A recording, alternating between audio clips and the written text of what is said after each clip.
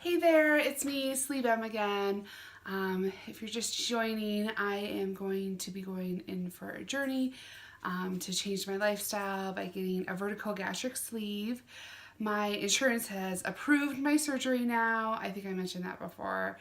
But I'm officially scheduled for January 9th, 2018 to get my vertical gastric sleeve.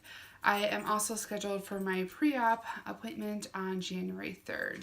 So today I thought we'd kind of sit down and discuss what I'm doing to prepare for the surgery date, what I'm preparing to do for the hospital visit and everything. So the first part of getting your surgery date is also to get your pre-operative clearance date set. Basically, pre-operative clearance is kind of a screening to make sure that when you go under anesthesia that anything that we can predict ahead of time is not going to happen. One of the things that they're going to do more than likely is an EKG to make sure that you have a normal rhythm. They may check some blood work. Typical is a complete blood cell count, a basic metabolic panel to make sure you know your potassium is fine, a proton to make sure that your blood is of the correct thickness that they want before surgery to avoid some type of bleed. They may also check a urine to make sure there's no infection. It just kind of depends on who your surgeon is, what they suggest. Now, from what I've learned from watching other people on YouTube, reading blogs, kind of talking to other people that have had these procedures done, is every surgeon has different expectations as to what they want for you prior to your surgery. So this is my experience. It may not be the same experiences as you when kind of going through the testing and the things that have been suggested to me. But I think it's kind of good to look at all the different ones, all the different surgeons, what they suggest, so that you can kind of get a more comprehensive opinion about what you're going to be going through. Basically, the day that my surgery is scheduled, they had me arriving at the facility 3 hours early. They said that if you show up late, they may put you to the end of the day. Sometimes the surgeon is running ahead of schedule and they can get you in sooner, so they want you there 3 hours. So I'm going to show you a little bit later of what I pack in my hospital bag and what I bought for at home, for after surgery. But definitely keeping yourself entertained during that 3 hours is pretty crucial. The surgery, I heard, typically lasts between 1 to 2 hours. When I went in for my pre-op class, they said that the surgeon that I go to averages about 45 minutes a patient. Of course, if you're having some type of revision surgery, it could last longer. I had a friend, she went in and had the gastric sleeve and it was robotic. I looked at her scars, they were pretty minimal.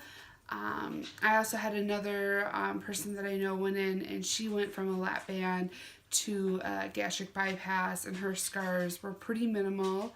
So it didn't look too invasive to me, although both of their bellies were bruised afterwards. After the surgery, they do keep me overnight. It's typically just one night depending on what happens, but they said that part of the reason they want to keep you overnight is you're going to have a new stomach and they kind of have to train you to get used to it.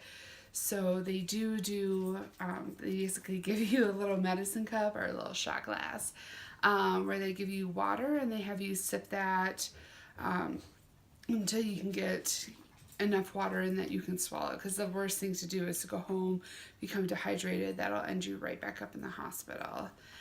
They also said that they would do upper GI, which is just a series of x-rays to make sure that there's no that everything looks good, that your stomach looks okay and whatnot. And then right after surgery, they also want to get you up and walking, get you moving, kind of getting back into the normal swing of things. So now I think I'm going to show you what I pack in my bag and what I'm going to make sure I have at home. Okay, so here are some of the things that I'm going to bring. I decided that I'm going to wear, it's going to be winter time, so I kind of have this long sleeve, just comfy shirt to wear. And then I picked out these yoga pants that have kind of a long, wide band. Another thing that I typically see is that they put those fancy socks on with like the grippers on the bottom. Now they're probably going to make you wear that for the actual surgery, but after the surgery, when you're kind of lounging in your room, these are great to have. Typically if you have a non-stick bottom on the bottom, they let you not wear those socks and you can wear something like this, which will be super comfortable.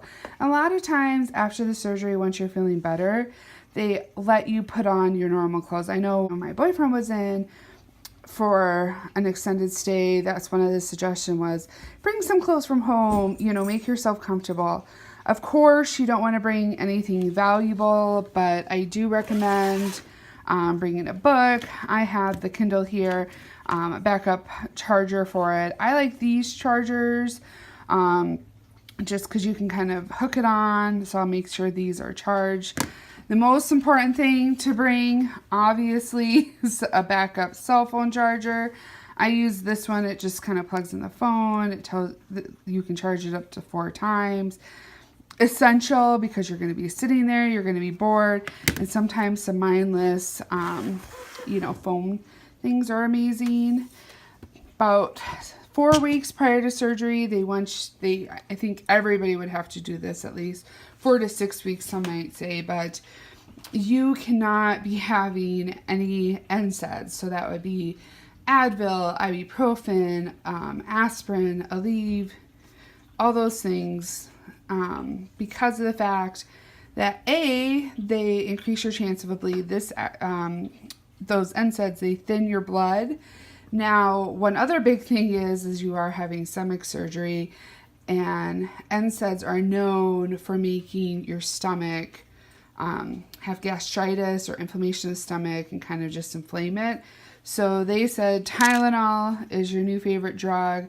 This is what you need to use for pain. I'm not really in a lot of pain very often, but this, I think afterwards you want to have on hand too.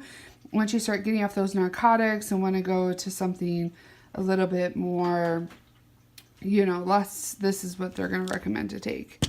The things that they wanted me to have at home, they said right after, you're going to be needing to take a multivitamin. When I went for my class, they gave me different multivitamins to kind of try. I found I like this mixed fruit bariatric advantage. It's perfect. The Prep Multi, I think that this one tastes good. They said that you wanted to have chewable. They didn't want any tablets for a while after surgery. The other thing that they recommend was calcium. I found this on sale recently at King Soopers, and I decided that to pick this up, it was like a buy one, get one free one. So I also got some sublingual B12. These you just put under your tongue and they dissolve. Some sublingual B12. So you just put them under your tongue. There's multiple ways of doing B12. There's injections. There is the sublingual, and then there's drops. So you can kind of find which one works for you. So I got that. They did have these in that bariatric advantage. They were a little bit, they were kind of, I don't know, I think vitamins are kind of expensive. So we'll see what happens with all that. Then the other thing that they recommended were some gauze pads.